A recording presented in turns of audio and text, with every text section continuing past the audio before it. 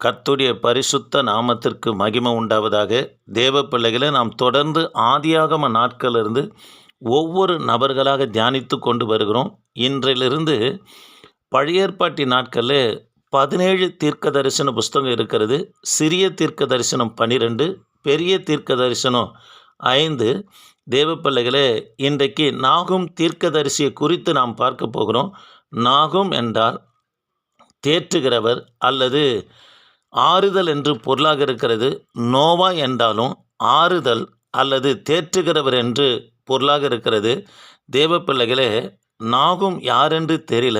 ஆனால் இவர் எல்கேஷ் ஊரை சேர்ந்தவர் என்று சொல்லி நாகும் தீர்க்க தரிசன புஸ்தகம் 1ஆம் அதிகாரம் 8லிருந்து 10 வரைக்கும் வாசித்து பார்ப்போம்னா சொல்லப்பட்டு இருக்கிறது.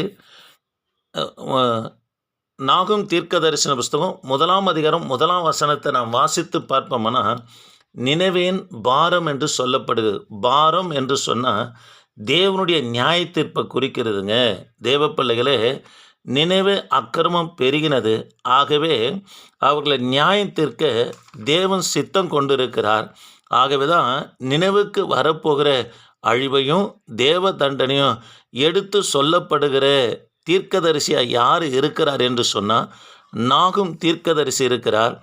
இந்த நான் நாகும் தீர்க்கதரிசன புஸ்தகத்தை வாசித்து பார்ப்போம்னா, நாகும் தீர்க்கதரிசிக்கு வரப்போகிற அழிவு குறித்து சொல்லி கொண்டு வந்தாலும் கூட தேவ பிள்ளைகளே, அடிக்கடிக்கு நாகும் தீர்க்கதரிசி அதாவது யூத ஜனங்களுக்கு, இஸ்ரவேல் ஜனங்களுக்கு வாக்குத்தத்தமான காரியங்களை ஒரு சில காரியங்களை சொல்லி கொண்டு வருவார்.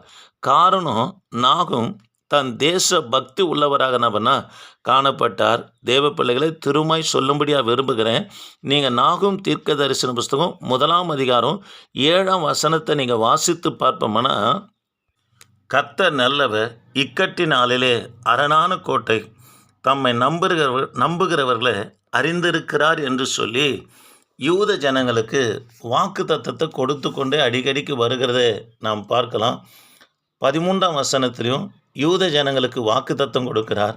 15ஆம் வசனத்திலையும் வாக்கு தத்தம் கொடுக்கிறார். ஆக தேவ பிள்ளைகளே, இவர் அதாவது தேச பக்தி உள்ளவராக இருந்ததுனால அடிக்கடிக்கு யூதய மக்களுக்கு வாக்கு தத்தங்களை கொடுத்துக்கினே வருவார். அது மாத்திரமல்ல, இந்த நாகும் தீர்க்க தரிசனம் அசிரியாவுக்கு விரோதமாய் சொல்லப்படுகிற தீர்க்க தரிசனம் புஸ்தகம். அது மாத்திரமல்ல, அதாவது அசிரியாவின் அழிவு குறித்தும் சொல்லப்படுகிற ஒரு புத்தகம் தான் இந்த நாகும் தீர்க்க தரிசன புஸ்தகம். தேவ பிள்ளைகளே, யோனா தீர்க்கதரிசி ஊழியம் செய்த அதாவது 150 ஆண்டுகளுக்கு பிற்பாடு அதே நினைவுக்கு போயிட்டு யார் ஊழியம் செய்யும்படியாக கர்த்தர் அனுப்புகிறாருன்னு சொன்னால் நாகும் தீர்க்கதரிசி அனுப்புகிறார். தேவ பிள்ளைகளே, யோனா தீர்க்க தரிசன புஸ்தகம் 3ஆம் அதிகாரம் 4ஆம் வசனத்தை வாசித்து பார்ப்போம்னா, யோனா சொன்ன வார்த்தை நடக்கலை. நீங்கள் 4ஆம் வசனத்தில் இன்னும் 40 நாள் உண்டு, நினைவே கவிழ்க்கப்பட்டு போகும் என்று கூறினான் என்று சொல்லப்படுகிறது. தேவ பிள்ளைகளே, அவர் சொன்ன இந்த வார்த்தை நிறைவேறல, நடக்கலை. காரணம் என்னவென்று சொன்னால், தேவ பிள்ளைகளே, யோனா தீர்க்க தரிசன புஸ்தகம் 4ஆம் அதிகாரம் 11ஆம் வசனத்தை நாம் வாசித்து பார்ப்போம்னா, 1,20,000 பேருக்கு மேலான ஜனங்க, அவர்களுக்காக நான் பரிதபிப்பேன், அவங்களுக்கு நான் இறங்காமல் இருப்பேனா என்று சொல்வதற்கான ஆண்டவரும் காரணம் என்னன்னா, செய்ய நினைத்த கர்த்தர் தீங்கு செய்யாதபடி மனஸ்தாபப்பட்டதுக்கு காரணம் என்னன்னா, தேவ பிள்ளைகளை, அவங்க தான் செய்த பாவங்களுக்காக, அக்கிரமங்களுக்காக அவங்க என்ன பண்ணாங்கன்னா மனதுருகி மனம் திரும்பினாங்க.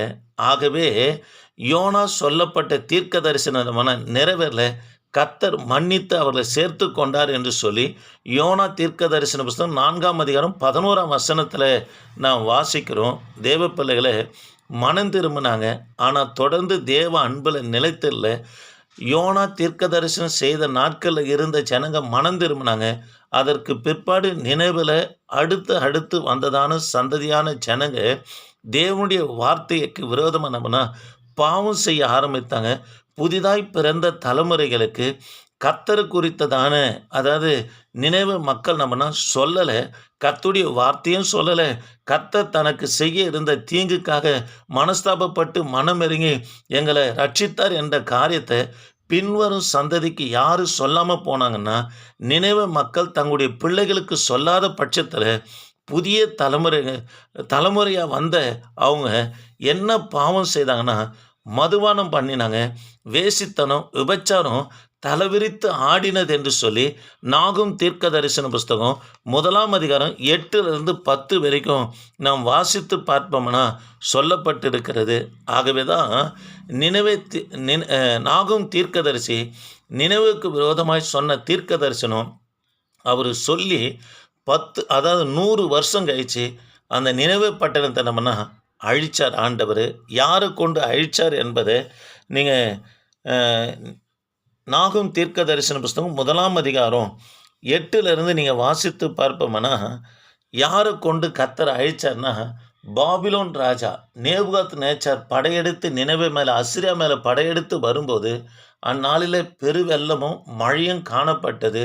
நேபுகாத்நேச்சாருடைய ரதங்களிலே சேற்றில் போகத்தக்கதான வசதி வாய்ப்பு செய்து வைத்தது நிமித்தமாக மழை பெருவெள்ளம் வந்தாலும் கூட கர்த்தர் சொன்ன தீர்க்க தரிசனம் நிறைவேறினது.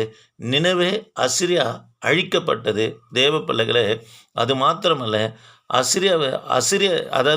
அசிரியர் இஸ்ரவேலுக்கு விரோதமாய் செய்த ஒரு 2 காரியத்தை சொல்லும்படியாக விரும்புகிறேன். முதல் காரியம், அசிரியா உங்களுக்கு ஏற்கனவே சொல்லியிருக்கிறேன், சாலமோனுக்கு பிற்பாடு தேசம் 2 பிரிந்தது. வடக்கே இஸ்ரவேல் என்றும் தெற்கே யூதா என்றும் பிரிக்கப்பட்டது. வடக்கே இருக்கிற இஸ்ரவேலை தான் யார் சிறைபிடித்து கொண்டு போனார்னா, அசிரிய தேசத்தார் கொண்டு போயிட்டு சில வருடங்கள் அங்கே வைத்திருந்து பிற்பாடு அவங்கள எங்கே குடியேற்றினாங்கன்னு சொன்னால், வடக்கு ராஜ்யமாய் காணப்படுகிற இஸ்ரவேலின் தலைநகரமாய் காணப்படுகிற சமரியாவில் எடுத்துன்னு வந்து குடியேற்றினாங்க. காரணம் என்னென்னா, புறப்பட்டு போன சிறைக்கு புறப்பட்டு போன அசிரியாவுக்கு புறப்பட்டு போனதான இஸ்ரவேல் ஜனங்க கலப்பு திருமணம் செய்தாங்க. ஆகவே இவங்க இஸ்ரவேலோடு சேர்ந்து இருக்கக்கூடாது என்று சொல்லி, எப்படி கிராமங்களிலே காலனி என்ற ஒரு பகுதியை ஒதுக்கி கொடுக்குறாங்களோ அதுபோல் கலப்பு திருமணம் செய்த இவங்க மற்ற இஸ்ரவேலோடு கலந்து இருக்கக்கூடாது என்று சொல்லி சமரியாவில் எடுத்து என்னவனா இவங்களை குடியேற்றினாங்க. சுத்தமான யூதன் சமரியாவுக்கு போக மாட்டான்.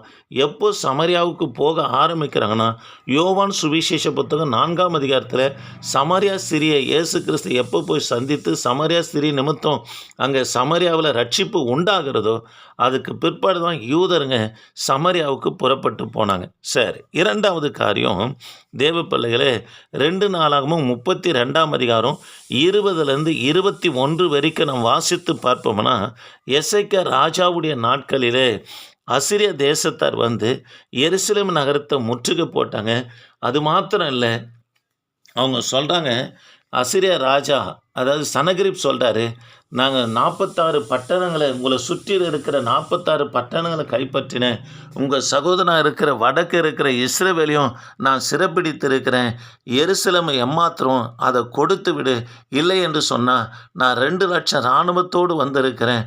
நாளைக்கு உன்னிடத்தில் வருவேன் என்று எசேக்கியா ராஜாவனவனா தூஷித்து தேவனை தூஷித்து எசேக்கியா ராஜாவுடைய நம்பிக்கையை பேசினவனாக இந்த அசிரியாவின் ராஜா சனகரிப் காணப்பட்டா. நாளைக்கு வர என்று சொன்ன உடனே இன்று இரவே கர்த்தனவனா ஒரு சங்காரத்தூதன் அனுப்பினார். பாளையத்தில் அசிரியாவுடைய பாளையத்தில் போனார். கையில் கூடாரங்களெல்லாம் பற்றி எரியுது. அது மாத்திரமல்ல, குதிரைகள் செத்து மடிந்து கீழே விழுகிறது. கையில் இருக்கிற அம்பும் வில்லும் முறிகிறது. 1,85,000 வீரர்களை சங்காரத்தூதன் அடித்த உடனே சனகரிப்பு வெறும் 15,000 பேர் கூட்டி கொண்டுனவன் ஓடும்படியாக கர்த்தர் செய்தார். தேவ பிள்ளைகளே, அசிரியா இஸ்ரவேலுக்கு செய்த 2 காரியத்தை பார்த்தோம். வடக்கு கைப்பற்றி கலப்பு திருமணத்தை செய்தவனாக காணப்பட்டான். 2வது, எருசலேமை முற்றுகையிடும்படியாக சுற்றிலும் பாளையம் இறங்கினார். கர்த்தர் இறங்கினார். அசிரியா செத்த முகமாக போனால் திரும்பி வராதபடி கர்த்தர் செய்தார். ஆக இந்த வார்த்தையை கேட்கிற தேவ பிள்ளைகளை, கர்த்தருக்கு உண்மையாக இருப்போம். நமக்கு விரோதமாக எழும்புகிற காரியம் ஒன்றும் நம்மளை மேற்கொள்ளாதபடி செத்த முகமாக போகும். திரும்பி வராதபடி என் தேவனாகி கர்த்தர் பாதுகாப்பார். ஜெபிப்போம். கிருபையின் தேவனே, நாங்கள் உம்மை துதிக்கிறோம். இந்த வார்த்தை கேட்ட ஒவ்வொரு பிள்ளைகளுக்காய் ஸ்தோத்திரம். ஆசீர்வதிங்க, பலப்படுத்துங்க. இயேசு நாமத்தில் ஜெபிக்க நல்ல பிதாவே. ஆமென். ஸ்தோத்திரம்.